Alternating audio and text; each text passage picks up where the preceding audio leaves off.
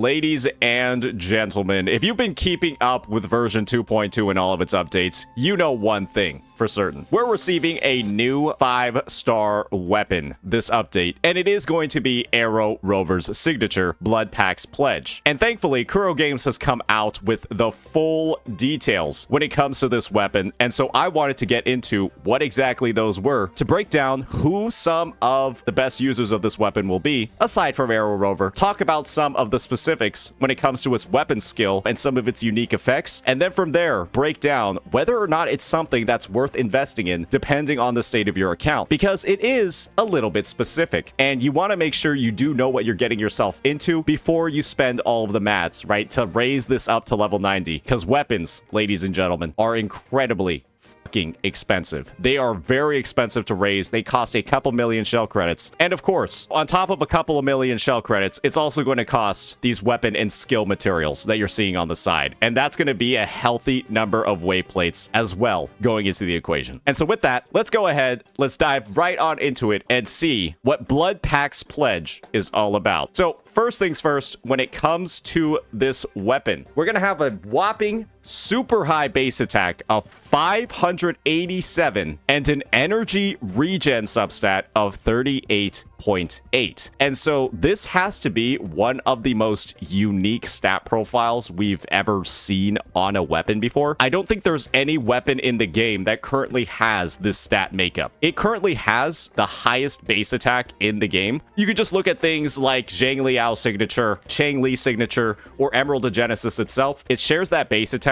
with the highest ones in the game, but it doesn't have a crit substat at all. It doesn't have even an attack substat like you might be finding. It instead has an ER one, which is very similar to the one that you see on Brand's signature, but of course, right, in exchange for about 170 base attack, you're getting much less ER, about basically half of what Brand's has. And so just based off of how this weapon works, Rover's gonna scale Arrow Rover, its intended user. They're going to scale pretty well with attack percentage buffs, things that you might be finding from a character like Verena, who might have a 20% buff from using their ability in the team, or just straight up sets like Rejuvenating Glow, which will apply 15% to the entire team, or even Moonlit Clouds. Though with Rover being a bit more of a support, they're likely not going to be the recipient of those buffs. Rejuvenating Glow is probably going to be the main one that they do get, and they're going to receive a healthy amount of benefit. That is because, of course, all percentage attack buffs in the game, especially those that you might be finding from something like an Echo, like the one you're seeing right here, they scale off of your base stats. So that's something to keep in mind, and you're going to get that ER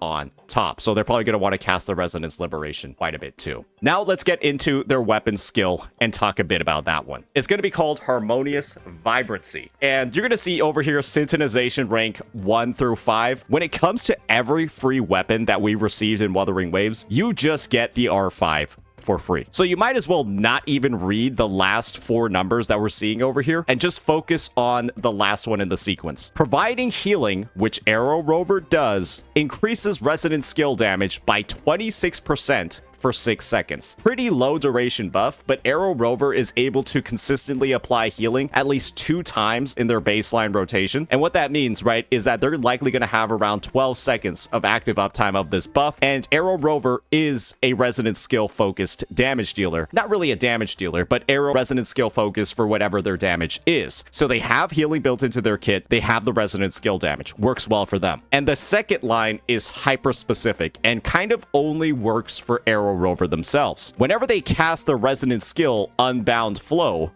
which is essentially their Forte Enhanced Resonance skill, which becomes available as they rotate throughout their kit and use all of their various attacks. When they use that ability, arrow damage dealt by resonators on the field is amplified by 26% for 30 seconds. This is essentially, for arrow users, one of the best outro skills in the game. And amplification, right, is a lot different from a damage boost. Amplification is a tagline that you only see on outro skills typically. And so seeing it on a weapon is incredibly strong. Verena, for example, has a 15% damage amp that just applies for every single attribute for all types of damage. Same exact thing for a character like Shorekeeper. You get that whole 15% damage amp as well, kind of like the last line over here. What this means is that this has the same buffing ability for arrow damage as long as Arrow Rover is using it, and it's better by 11% than some of the premium supports in the game. And this 26%, it applies to everybody on the team. It isn't lost on swap, and that just makes it objectively better than somebody like Alto, who has a 23% damage amp for half the time, less than half the time, 14 seconds, and then that amp expires when they're switched out. And so this straight up at R5, which everyone's gonna get, gives Arrow Rover an outro skill that doesn't require a full concerto bar, and it's stronger than pretty much every other outro skill in the game. It's nuts. But there's a problem with this. And that problem is, unfortunately, ladies and gentlemen, it is exclusive to Arrow Rover. This essentially means that this weapon skill, what we're seeing in here, it's part of Rover's kit. And it has been broken out and put into the weapon. That's because Arrow Rover has like their own unique outro skill that focuses on erosion. But this isn't really going to be that much of a focus, at least in the current state of the game, because there's not really any arrow erosion appliers. And so what this means, guys, is that this is one of the best weapons in the game for Arrow Rover when they're being used on arrow teams. However, what this also means is that this kind of only has one weapon effect if you're not Arrow Rover. And that is the whole providing healing increases resonance skill damage by 26% for 6 seconds, along with those base stats. And so this is the thing. There are only a few characters in the game that can even benefit from this at all. A very few. And those users are, of course, Brant, who's able to apply healing via his Forte circuit and his Resonance Liberation. But unfortunately, Brant only deals resonance skill damage with one attack in his kit. With one attack in his kit. And that is this small little nuke over here that does about 330% motion value. And while that does have a short cooldown of 4 seconds, you're not using this super often. You can use it often if you are using Brant in Quick Swap, but you're not using this often if you're using him in a team comp like Hyper Carry. The other thing is that when it comes to Brant has a lot of ER scaling built into his kit, where he gains a tremendous amount of additional attack depending on his ER with a cap of 280%. And with how much ER this weapon gives at 38.8%, it's definitely not as much as Brant's signature, but it can potentially allow you to reach the full set effect of Brant's Sonata set, where once you reach 250% ER, all attribute damage by the Resonator is increased by 30%. And so Arrow Rover's signature, it could be the breaking point for you in your build, assuming you can get like 5 ER substats, you're running 2 ER3 costs, you might be able to reach that 250% with this, but you're not going to have a great amount of damage buffs for his main source of damage because Brant is focused on basic attacks. So it's a small boost. I do think it might potentially be better than Emerald of Genesis because you'll have the ER substat and you also have a whopping nearly 600 base attack. And this is a lot more base attack than what you have on Brant's weapon, because Brant's weapon has 412 in relation to it. And so there might need to be some comparisons that are run, but this might actually outperform Emerald of Genesis, depending on how some of those calculations work or, you know, what your subsets are going into it. So that's one user down. We have Brant. There's one other user for this weapon, because you have to heal and you have to deal resonance skill damage. And that is actually Spectral Rover, because Spectral Rover does have healing built into their kit at S4, where they will gradually heal for 5 seconds, giving them essentially 11 seconds of uptime on that resonance skill buff. However, that would require you to use the Spectral version of Rover, and that means you're not using the Arrow version. And so in most situations, you probably would just want to use Rover on Emerald of Genesis or use them on Blazing Brilliance, which Blazing Brilliance is just going to get you better resonance skill damage buffs, and then Emerald of Genesis has like baseline attack boosts, so it might even out anyways because it's only 26% damage increase that you're seeing on the signature. And so the end result is that, I mean, it's usable, but EOG is probably just better because EOG has crit. However, if Spectral Rover is on Eternal Radiance, that gives 20% crit. And then Spectral Rover also has their S1, which gives them 15% crit when using the Resonance skill. Well, you might be able to actually find some use, at least a little bit of use, using Arrow Rover signature on the Spectral version. But that's basically it. Those are basically the only 2 users of this signature who are using this weapon beyond just a stat stick, because otherwise it's just a 587 base attack, 38.8% ER weapon that kind of provides no other effect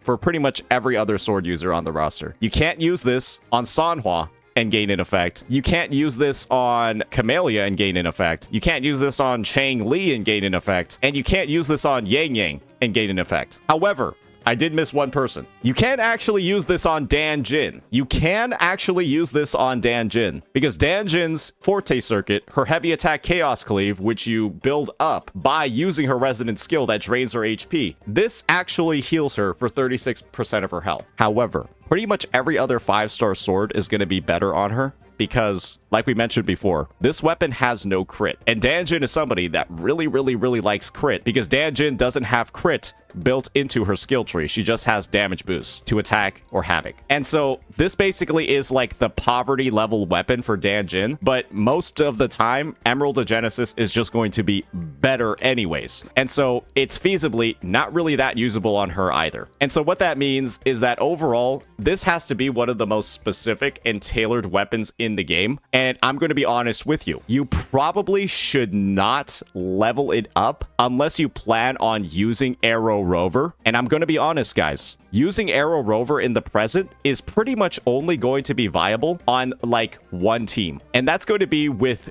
Jian.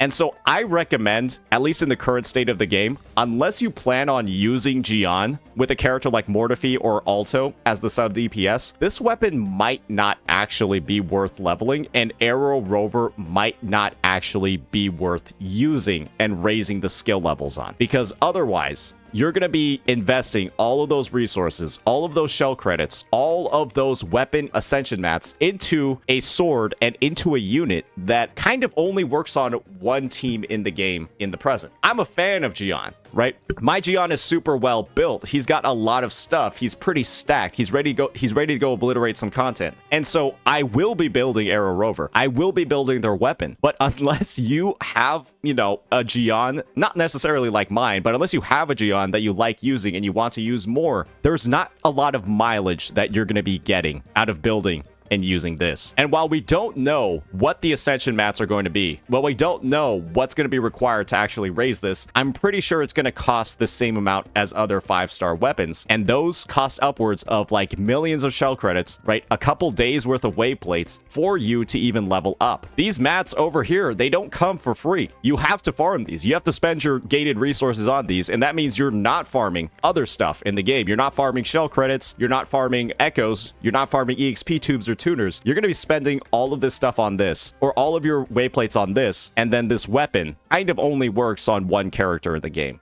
and that is Arrow Rover. And so you might be viewing this weapon as like a bit of a disaster, a bit of a bait, depending on the type of player you are. But one thing to keep in mind is that it's entirely free, right? It is a main quest reward. And that means that since you got it for free, you don't need to really level it if you don't plan on using it. And it's just a cool thing to have. It's an incredibly strong weapon if you're using it on Arrow Rover. But if you don't use Arrow Rover, you don't have a use for them right now, then just save the mats and then level it up later. And that's not the end of the world for me. I think that as long as this stuff is like free to obtain, you're not like spending any pulls or resources to get it in the first place, who cares if it's super specific? However, you do have to keep in mind that I really hope that this isn't the standard that we're going to have for paid or limited signatures in the future. I'm fine with having this level of like specificity as long as the weapon is like entirely free. However, if we start seeing like taglines where it's like a specific character's name in a limited signature weapon,